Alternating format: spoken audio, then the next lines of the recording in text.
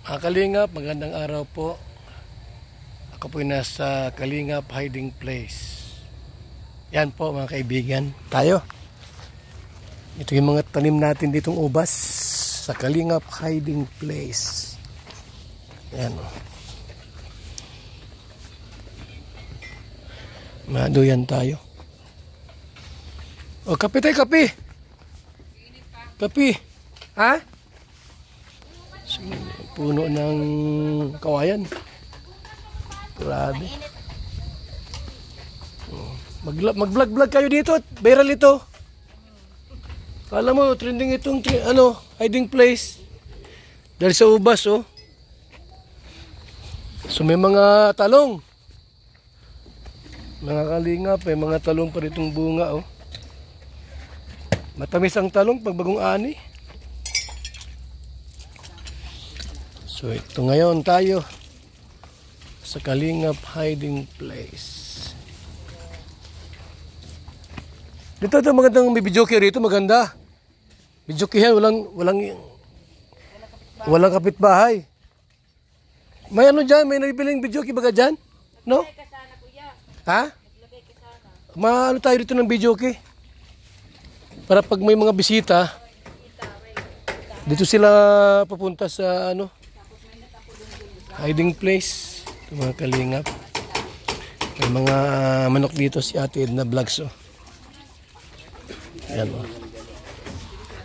May mga manok na, oh. Dito na kayo mga manok. Ayan, oh. Sino yan? Julius? Magkano yan dyan? Karpintero? Karpintero. Marunong ba yan? Karpintero ka na pala. Ayos, no? Tapos siranik ko pa. So yan po mga Kalingap. Tayo.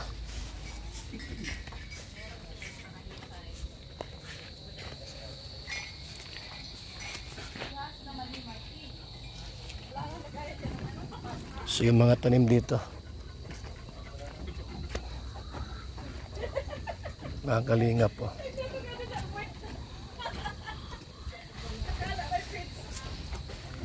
Saan? Nag-ano? Nagtutuka? Walang pa ng isa. Wala pa. Meron na baga? Isa nga doon sa plastic nagtutuka. Akala nakikita kasi niya yung kids. Bigyan mo ng ano doon. Sa utubig yun?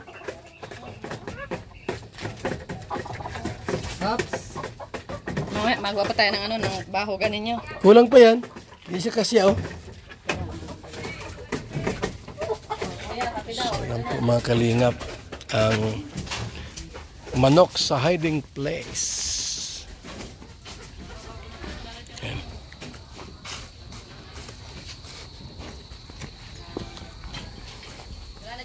Kuha ko ng ano doon, yung aking, anong kape yan? Kuha ko doon mga ano? Kuha ko ng aking kape, yung BSM Kalingap kape. Ang kapeng may puso. Ito mga Kalingap yung ano dito, grapes. Ipakita ko dito mga kaibigan, ha, yung grapes dito, ha. Yan, oh.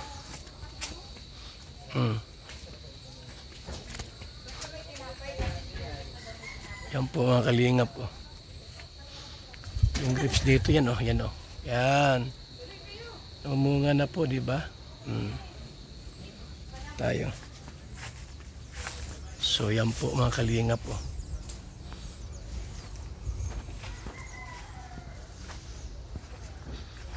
Yan.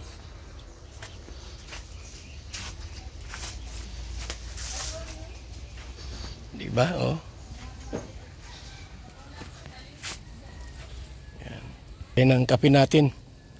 Kape ng buhay. Ito yung ating pong BSM Kalingap kape. Yung gustong umorder po, 230 per box, 230 per box. 10 sachet pong laman, 200 grams ito. Ay, 21 grams po. Ngayon, minimum of 5 bucks po. Sa LBC tayo magkapadala. 200 po ang shipping. 200. Ang shipping po nakalagay sa plastic. So ang gawin ko po ay tanggalin natin sa kahon at ilagay yung laman sa plastic, pati yung kahon po. Titiklopin natin yung kahon. Titiklopin kasi pagka buo siya po mga kalingap, hindi kasi sa plastic. Pwede siya sa kahon. Kaso ang kahon po 350 ang shipping. So para makatipid po kayo, alisin ko po sa kahon yung laman, ilagay sa plastic, tapos tiklopin ko yung karton po.